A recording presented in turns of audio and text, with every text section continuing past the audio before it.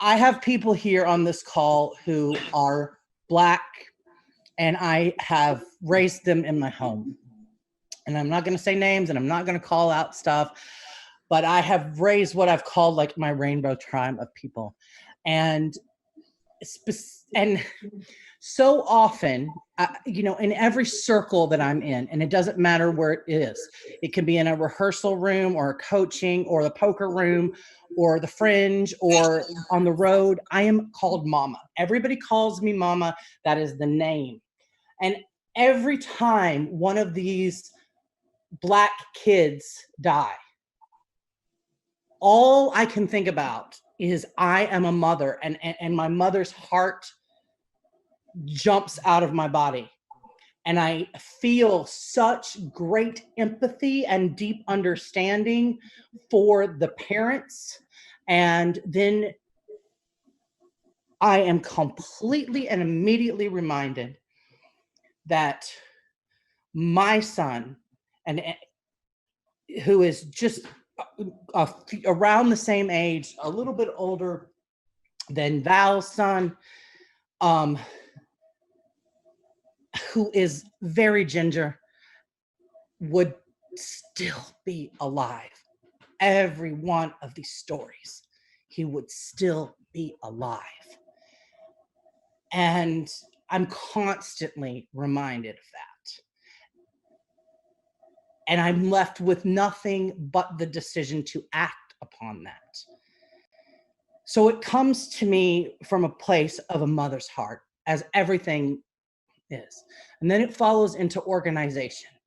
So it was really important that this not become a show, but it was so important that we had an art voice in it. And it was so important that we had the people voice in it, because on touching of what everybody said, it's about the amplification of voices of color and the lift. And I keep doing this lift that needs to happen from white people.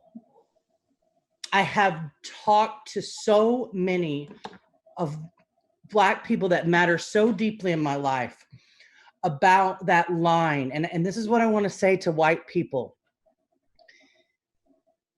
Black people are ready for us to be doing this heavy lifting. They're ready for us. And I think what happens, particularly with liberal white people, I want to speak some to liberal white people, because I think when these talks of race happen, it's so much about the heavy duty Trumpsters, the haters, the white nationalists, or the really sort of playing it, the all lives matters and the nasty nice people, or, the people who go, it sucks what happened to George Floyd, and we know it was wrong, and we know it was murder, and yes, there should be justice. But when you go out there and you riot and you loot and you go beyond a peaceful protest, which they're with us to that point, that it diffuses what's happening on everything else. Well, I disagree with that. I adamantly disagree with that. I do not condone violence. I do not condone looting. But people are tired. And let's face this, if you really look at the real history, not the fake history of things, but the real history, the bottom line of that is so much has happened because of looting and riots and violence. And it sucks. It sucks. And yes, it would be great if there's another way, but I don't really know what that other way exactly is. Do you know? That's a big thing. And I think white people that are liberal have a hard time when it gets into the riot and the looting part. And I think that it kind of goes, derail. No, we're back to you're on, wrong. Then I think the other part that happens is the conversation turns into, but you've knocked down this business, and you've screwed up these material possessions. And the conversation goes into the things and the physical plants and the brick and mortar, and not to the people, which I think at the end of the day is one of the greatest political divides of it all, really. And it's the people that lead with things, lead with everything is always about economy and nothing is about equality. And that inequity is hard for them to be seeing that. And the deaths keep happening. They keep happening and happening and happening. And the only way sometimes for that to stop is for things to get really fucking big. And the bigger those things get, the more attention gets paid to things. And the longer the bigness of those things happen, the more attention things are paid. So when people talk about, well, what are we going to do? You know, when we put out that this protest was happening, it's confusing to define what this is, because it's part protest and it's part memorial service and tribute to everybody who's died before. And like Dennis was saying, where do you start the list? Do we go all the way back to the days of Jim Crow and get into Emmett Till and everybody in between? Where do we start? You know, and then these are the names we know, right? These are the names. These are the names in the house, whatever decade you were born in, whatever decade you know and grow up in. But it's all the names that aren't known too. And what's going on with them that we have no clue, that don't even make the news at all. So then we get to where we are now, and it becomes this thing of what's next and what are the steps and what can we do? Have a lot of resources out there on my website. It's coming up at the end of all of this, and you can go there and you can see places that you can donate to help everything in the Black Lives Matter movement, to help with bail, to help with the freedom funds, to help with the people's families that are being shot, to help with law and legal expenses, to help with resources, and then things that are of what you can do as a white person. So let me just talk about one thing you can do as a white person. When it comes to organizing what happened tonight, I was able to call on my friends to come here tonight. So if you're a white person and you don't have friends of color, that's a place to start. Right there. That's a place to really start, because let's face it, real change happens on intimate levels, right? So conversations that we have with one another, these uncomfortable, creviced conversations that are more nuanced and more subtle than memes, that's what we need to be talking about. We need to be you saw Paris's art at the beginning of this. Paris is a dear friend of mine and one of my favorite people to create art with. And we're constantly talking about every time we want to create art, we're trying to make a comedy every time. And it ends up being a heavy drama because this is where it happens. And one of the things that I want to show people, you know, I think people need to see Black and white people of color and white people talking with one another with these uncomfortable conversations and these uncomfortable topics and coming up with solutions or fighting it out. And even in that fight, it doesn't lead to violence. And calling each other names and razzing each other and giving each other shit and giving each other real truths. Dennis and I do this all the time. And it's like normal. And stop whitewashing of stuff of everything. Art, it's its own conversation about whitewash on all of that. But even in real life, stop muting it down. You know, talk how you talk. Be who you are. Authenticity rings true. Authenticity rings true. And you have to have real heart-to-heart conversations. And you have to want to make that last longer than just at the moment that it's happening.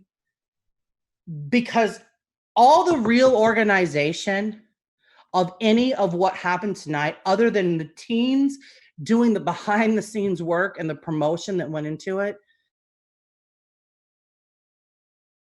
And let's go. And when I say my people of color, I mean people that I call my friends, because I call my friends my people. So I called them and I said, let's go. We didn't rehearse. I said, hey, Tamisha, come on. Dennis, you're going to talk. I mean, let's. And let's pepper in some white voices, so that it's not just all putting the heavy weight on the Black people and the people of color to do all of the education and all of the teaching. And here's the thing, you don't have to know everything. Matthew, who is my top teen, told me in a conversation the other day, it's okay. We see you. We want to, if you make mistakes, it's okay. They're going to happen. You're going to make mistakes. It's okay to get called out. It's okay to get embarrassed. It's okay to be living in a little bit of a place of shame because of your privilege. And this is the other thing. Start understanding the nuanced difference between privilege and entitlement and racism, because in there lies the liberal on liberal argument on that. And that's kind of where we're at, because, as tired as Black people are of where we're at, the woker you get as a white person, the tireder you get for how fucking long the rest of your white friends it takes for them to finally get to that point, or to get to that point, or to get to that point. So you've got to start with where we're at. And here's another thing. You got to have intergenerational people in your life. Intergenerational people in your life. The youngest person that I know of that's on this call is 14 years old. 14 years old. And I think the oldest one is close to 80. And it's all races. And that's what you've got to do to get to the next level. And the last thing I want to say is to the people in the artistic community of Central Florida and everywhere. We spend a lot of time talking about diversity and community. They're big money-making words in grants. They're really big money-making words in grants. Now, the performers and the directors will talk a lot about whitewashing. We hear that in these conversations. But the board diversity and the staff and faculty diversity is a lot of where the real power in this stuff is. Okay? And what I'm telling you is, when you look at the staffs and you look at the board of directors at most every theater right here in Central Florida, you are not going to find a lot of diversity. And you're also going to find that people do care and people do try to make effort to make that happen, but it's only to a point.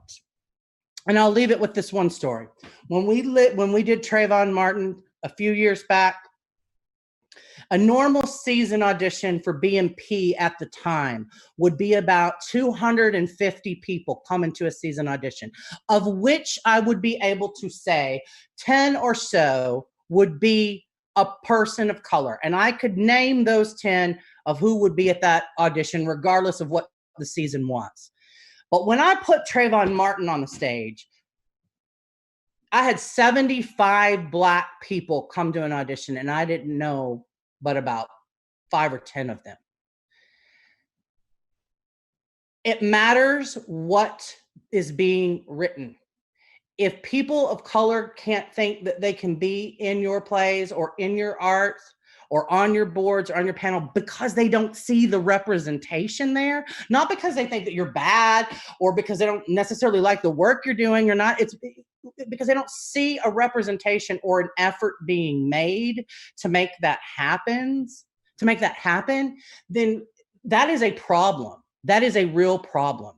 Okay? It's a real problem when all directors and boards and are people, the 5 or 10 actors that are the ones doing all their own heavy lifting to make sure they're at every audition and whatnot, and then we're all fighting over them for our shows. You all know what we're talking about. You all know what we're talking about, and we also know about how peppered and everything, all the statements or their lack of statements in some cases that did not or did come out from the artistic community in this town. There's a lot of reasons that I chose to not have a board of directors when I got out of, I'm in recovery from running a nonprofit arts organization. I call myself our artistic recovery from that. It's not easy running a for-profit arts organization. It's not. It's horrible. It's even worse in the middle of COVID. But I will tell you now, I have never been gladder to not have a building, and I have never been gladder to not be dealing with a board of directors and a group that is not mixed in diversity. Because I don't want to be fighting this fight without a diverse mix of people as an army that we're all in it together. So there you have it. And to the family of George Floyd and to his daughter, who does not have her father there on Father's Day, my heart breaks so much. Oh my God, it breaks so much for you. And I'm just, and for all my friends that I haven't seen because I've been stuck up here in my house, I just want to give you all big virtual hugs, and I love you. And we will continue this conversation. And I appreciate you all. Peace out for now.